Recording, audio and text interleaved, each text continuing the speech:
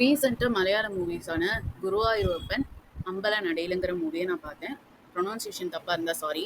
And அதில வந்து எனக்கு பிடிச்ச ஒரு முக்கியமான சீன் எது அப்டின்னா, அந்த மேரேஜ் பண்ற சமயத்தில ஒரு கிருஷ்ணர் கேரக்டர் வந்து பூவ தூவி தூவி வீசிட்டு வருவாங்கல்ல, அந்த கேரக்டர் வந்து நல்லா இருந்தது. அது பார்க்கும்போது காட் வந்து வந்த மாரி அப்டின்னு சில பேர் சொன்னாங்க. ஏன் அப்டி சொன்னாங்கன்னு ஒரு கூகுள் சர்ச் பண்ணேன். அந்த கிருஷ்ணர் கேரக்டர் பண்ணியிருந்தவரோட பேர் வந்து அரவிந்த் ஆகாஷ்ங்கிறது. அவர் சென்னை 600028 அப்படிங்கிற தமிழ் மூவில கிரிக்கெட் சம்பந்தமா சென்னை 2லயும் நடிச்சிருக்காரு. அண்ட் நிறைய தமிழ் படம் நடிச்சிருக்காரு, மலையாள படம் நடிச்சிருக்காரு. நிறைய இதுல இருக்கு.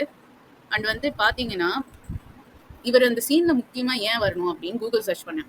பண்ணப்பதான் தெரிஞ்சது, பிருத்விராஜ் சாரோட ஃபர்ஸ்ட் மூவி அப்படின்னு சொல்லப்படுற நந்தானம் அப்படிங்கிற மூவி 2002ல வந்து ரிலீஸ் ஆயிருக்கு. அதுல வந்து இவர் கிருஷ்ணர் கேரக்டர் பண்ணியிருக்காரு. யாருன்னா இந்த அரவிந்த் ஆகாஷ்ங்கிறவர்.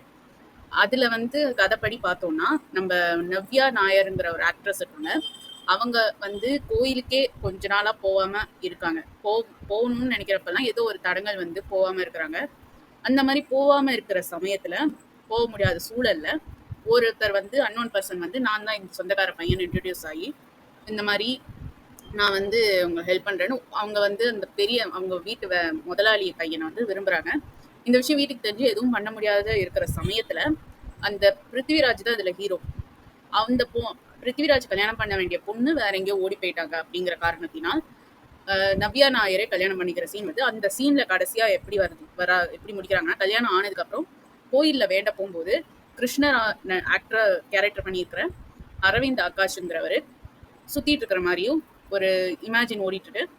அண்டு நம்மளுக்கு வந்து குருவாயூரப்பன் தான் நேர்லயே வந்து ஹெல்ப் பண்ணியிருக்காரு அப்படின்னு ஒரு சீன் வரும்.